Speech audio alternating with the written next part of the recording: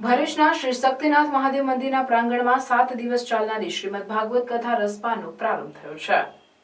ચાવજ સ્થિત શ્રી જનેશ્વર મહાદેવ મંદિરના નિર્માણ અને વિકાસ હેતુ સાથે સર્વ પિતૃ દેવ પુણ્યાત્માઓના મોક્ષાર્થે તારીખ 16 થી 22 ફેબ્રુઆરી 2025 દરમિયાન ભરૂચના જાણીતા કથાકાર પ્રતિકભાઈ શાસ્ત્રીના મુખે શ્રીમદ ભાગવત કથા રસપાનનો મુખ્ય યજમાનો શ્રી સમસ્ત ગુજરાત બ્રહ્મ સમાજ ભરૂચ શહેરના પ્રમુખ હેમંતભાઈ શુક્લ, પરશુરામ સંગઠનના સ્થાપક સભ્ય હરેશ પુરોહિત સહિતના બ્રહ્મ અગ્રણીઓ હેમલ દવે, પ્રદીપ મુંઘે, કેશવભાઈ શુક્લ, અમરીશ દવે સાથે શ્રી રામાનંદ સાગર પરિવાર નિર્મિત કાગભૂષણ રામાયણના ભરૂચના કલાકારો મેહુલ પટેલ, અરવિંદભાઈ પરમાર સહિતનાઓની ઉપસ્થિતિમાં કથાનો પ્રારંભ કરવામાં આવ્યો હતો।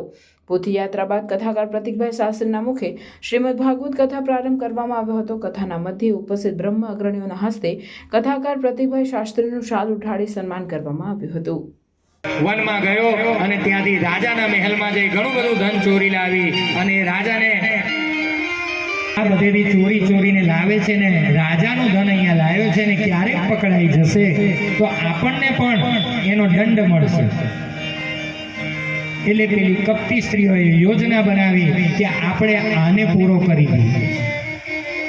રાતના સમયે જ્યારે મદિરા સેવન કરીને